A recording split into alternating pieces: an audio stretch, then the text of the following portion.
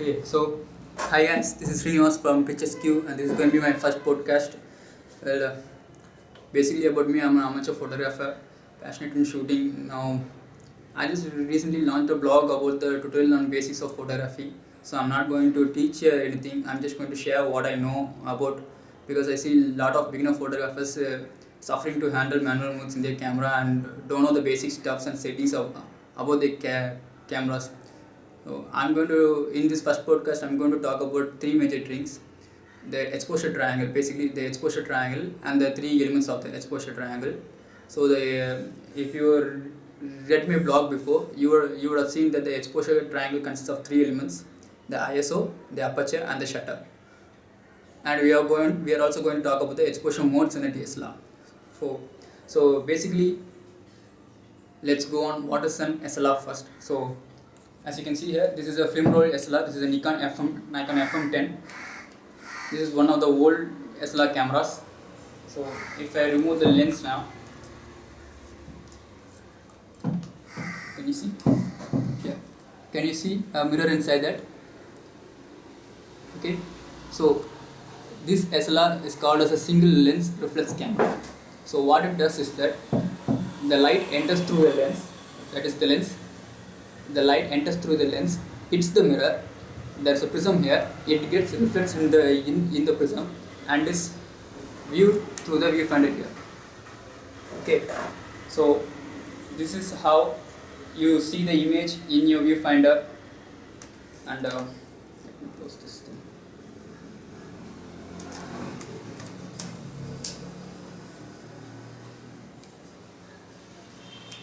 So I would like to show the mirror up process in this, but I got a film roll already inserted in, and I don't want to waste that film because film roll nowadays cost about 120 rupees per roll.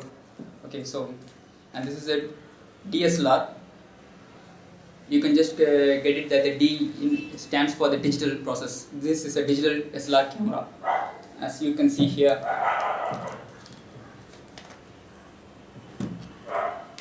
Can you see the mirror? Okay, just a second. I'll show you the sensor. Okay, so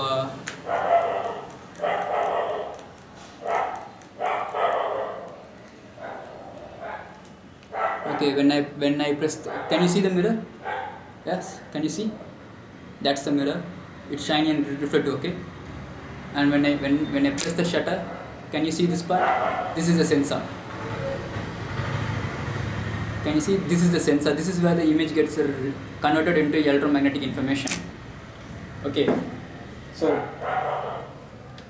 now we know how the image gets recorded in your SLR, and we'll go into the exposure triangle. So basically speaking of, first we will be talking about aperture. So what is an aperture? Okay, so we all notice that our eye has a small ball, the pupil.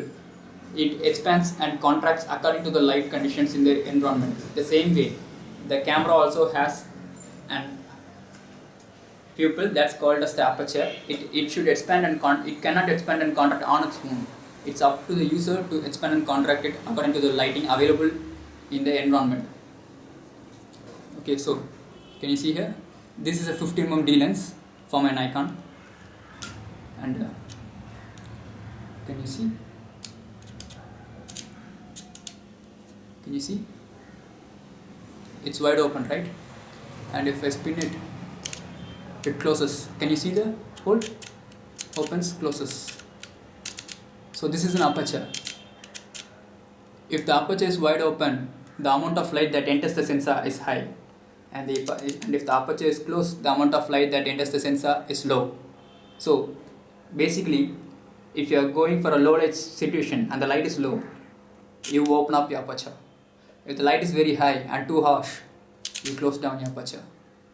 Okay, the aperture can go from 1.8 to 22, and note that 1.8 is the maximum size of the aperture and 22 is the smallest size of the aperture. It's inversely proportional. Okay, got it? So now this aperture has a side effect or aftermath that's called the depth of field. The depth of field is dependent on the aperture. If you have an aperture of 1.8, then the depth of field is low. That we call as the shallow depth of field, which a lot of photographers like to achieve in their photograph, especially in portraits. And when you go to higher apertures, f22, it's called higher depth of field.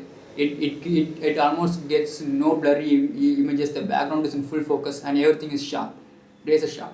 That's how you do it. Okay. Next, we will be talking about the shutter. So, I'm just going to move this again.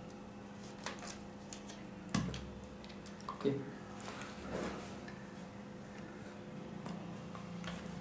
So, the shutter is the exposure time of your image.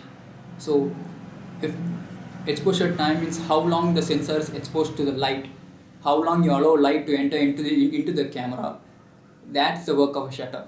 So, if the light is low, you have to open the shutter for a long time. That's called a slow shutter. And if the light is very high, you have to close the shutter very fast, and that's called a very fast shutter. So, the shutter speed in a camera is can vary from, well, my Nikon D7000 has a shutter range, minimum shutter speed of 30 seconds and a maximum shutter speed of 1 by 8000. Okay, so I just now it's at 1 by 160th, and can you see the mirror lifts up and the shutter closes. So this is the shutter speed, and if you are using a slow shutter, you can show the flow motion of the images, and if you are using a fast shutter, you can freeze the action that's happening. So in order to achieve a milky river, you may have seen lots of landscape photographers portraying their photos that the river water will flows milky smooth. So that's achieved by having a very low shutter speed, and sometimes water splash, and someone throwing a powder at something and everything gets freezed, and you see the water drops, even the water drops are still in the air. That's achieved by a fast shutter. So this is how the shutter speed works. The shutter speed aftermath is the showing of the flow and freezing the action. And finally, we are going to talk about that last. This is a film roll that I bought. Okay, so this is the Fuji C200. Can you see that C200? Yeah, C200. C200. Okay, this C200. The 200 is the ISO. That the ISO of this film. This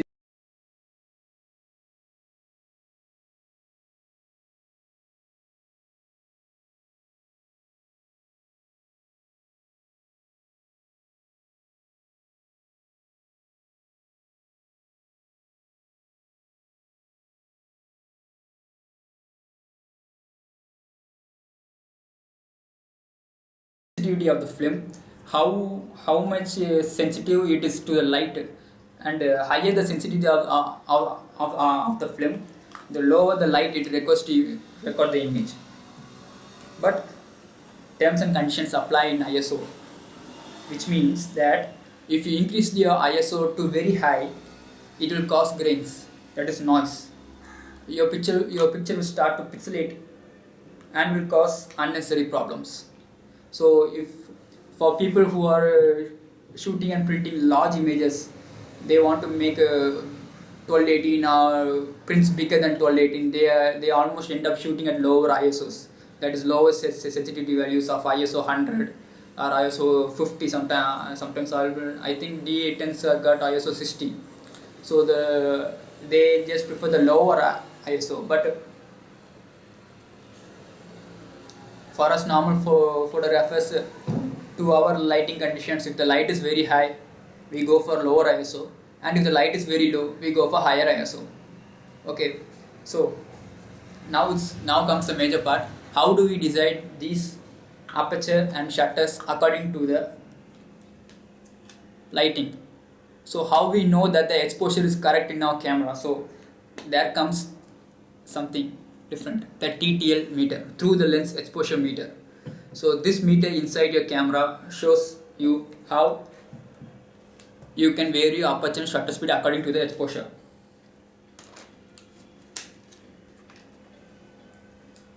I don't know whether you can see it in here. So can you see this meter here? Can you see this meter? This is a TTL meter. It's also inside a viewfinder of the camera. So if I change my F number or lower the shutter, can you see the meter is coming to 0? So if it's in 0, that means your exposure is accurate. If it's in the plus side, it means it has been overexposed. This is overexposing one star. In the minus side, it means that it has been lower exposed, underexposed. So always while taking a photograph, make sure the meter is in center, the 0. That's how you define your shutter and aperture, by this meter. Okay, so first of all, speaking about the mode dials, you can see there are 4 mode dials. I have manual, A mode, aperture priority auto mode, S mode, shutter priority auto mode, and P mode, programmed auto mode. So what I suggest is that if you are really going to learn about aperture, put your camera into aperture priority auto mode, set your ISO to manual. Don't use auto ISO settings, because certain times, even when the lighting conditions is bright enough, your camera overrides and uses high ISO. I don't know why the camera does that, but it's basically not preferable. So use your ISO at manual and then set some ISO. Set some 200 or 300 according to whatever you like. And then in aperture priority auto mode, you can only control your aperture. You can only change your aperture. Remember, you can only change the aperture, you cannot change the shutter. The shutter is automatically taken by the camera. According to the aperture that you set, the exposure meter gives a reading to the camera, and the camera chooses a shutter speed according to the exposure meter to nullify the exposure meter. If the if you in a bright condition, if you are choosing an let's say aperture of f4, and you have kept your ISO at 500, so the picture normally gets overexposed. So what the camera does is that the camera goes for a very high shutter speed of 1/8000 or 1/3000 to compensate for the overexposure. And if you are in a low light situation and you're keeping at f8 and ISO at let's say the same 400 or 500, it's a low light situation and the picture will get underexposed, and your camera will go for a lower shutter speed of 1 second or 2 seconds, or maybe 30 seconds or 25 seconds. Okay, so that depends on your camera. So what I prefer is you place you use a tripod in low light situations while using aperture priority. You set aperture priority auto mode. You take the same shots at different aperture and learn how the depth of field varies from each photo to photo. That will give you a clear idea of how the aperture varies from each photo, how the effect of the aperture, and what subject you must shoot at what aperture. You can get a clear idea on that. Okay, then we are going to talk about the S mode, the shutter priority auto mode. So this is where you can learn about the shutter speeds. So what shutter speed and does what. In shutter priority auto mode, you can only control the shutter. You cannot control the aperture. Likewise, in aperture priority, set some ISO according to your exposure. Okay, some ISO, because I like to get some decent prints, and I normally use of ISOs 800 to 500. I do not go above that if I am not using flash. If I am using flash, I would go above 800 or something. So set some ISO, and then as you can see,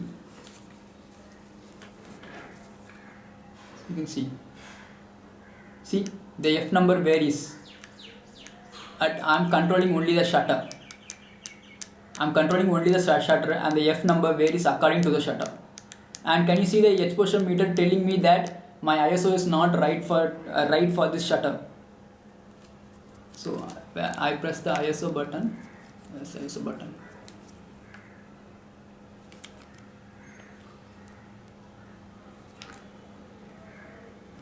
Okay, that's the ISO button, right? So ISO is at 1000.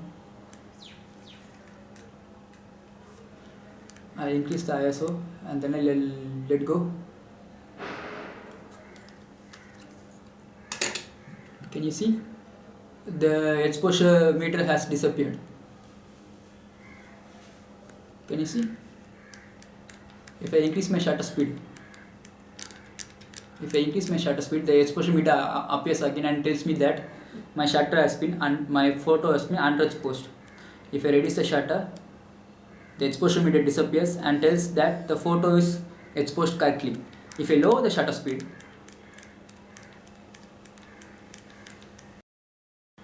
can you see? The exposure meter appears again and tells that the picture is overexposed. So this is how you differ and learn the correct exposing of your cameras in an easy manner. So the last mode is the programmed auto mode. In auto modes, the program auto mode, you set the ISO according to the lighting conditions available, and the camera selects a suitable aperture and shutter for it. You don't do anything, you just select the ISO. Okay, that's the program auto mode. If in complete auto mode, the camera selects everything. You don't select anything, you just click the button. The camera selects everything from the focusing to the ISO to the aperture to the shutter, everything. The camera selects it. And then comes the manual mode. This is what I use and every passionate, enthusiastic photographers use. Not all the time you can use manual modes, but certain times if you want to get really good images and you want to use the full potential of your camera, manual mode is the perfect choice for using. So in manual mode, what you do is you select the aperture, you select the shutter, and you select the ISO. You select everything so that you can create an artistic image. So let me show that to you. See, this is in manual mode now. I'm changing the shutter and the aperture doesn't change. Now I'm changing the aperture, the shutter doesn't change. So I can set whatever aperture and whatever shutter I want according to my shot is. How I want to get the shot, I choose whatever shutter I want or whatever aperture I want, what depth of field I want. It can only be done in manual mode. So go ahead, do the research, take shots, analyze them, learn them from it. If you like the video, hit the like button, subscribe, and if you have any questions or if you want to do something else, if you have any suggestions, leave it in the comment box below. This is me signing off. Bye.